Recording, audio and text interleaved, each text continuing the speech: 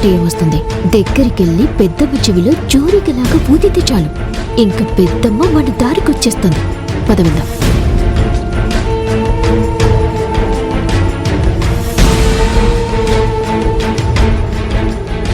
చూసారా అత్తయ్య గారు, ఆ అభి నాటకాలు రాహుల్ని వలలో వేసుకోవడానికి సేవలు చేస్తున్నట్టు నటిస్తోంది. ఇంట్లో వాళ్ళందరికీ తను మంచిదని నిరూపించుకోవటం కోసం ఎన్ని వేషాలైనా వేస్తుంది. ఇప్పుడు అభి దొంగ బుద్ధిని గాని మీరు నమ్మారో మిమ్మల్ని కూడా మార్చేసి ఇంటి లోపలికి వచ్చేస్తుంది.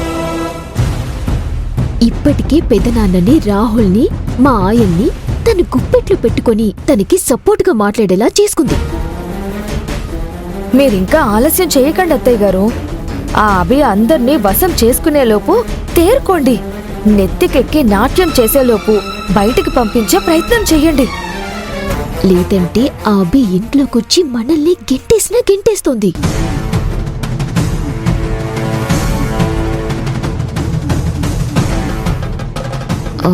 పెదమా,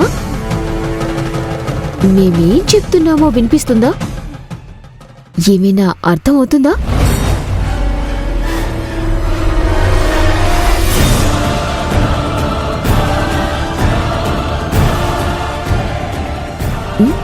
ఐరేంద్రి, అత్తయ్య గారు కూడా మారిపోయినట్టున్నారు. నాకేదో తేడా కొడుతుంది. నాకైతే ఫ్యూజులు ఎగిరిపోతున్నాయి వదినా. అభి నిజంగానే అందరినీ ఇన్ఫ్లుయెన్స్ చేస్తుందంటావా?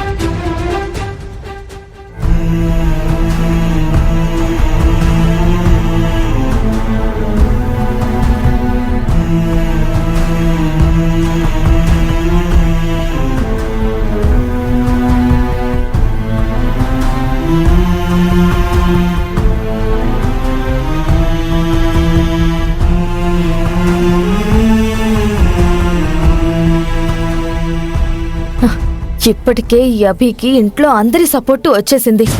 మనకున్న ఒకే ఒక్క పెద్ద దిక్కు అత్తయ్య గారే. ఆవిడ సపోర్టు కూడా అభికి వచ్చేస్తే ఇక మన పని అంతే. ఇక దాన్ని ఆపడం మన వల్ల కాదు. అదే కదా వదినా నా బాధ. దానికి ఆ సపోర్ట్ రాకూడదు. ఎలాగైనా సరే ఆపాలి. పెద్దమ్మని దాని మాయలు పడకుండా చూసుకోవాలి.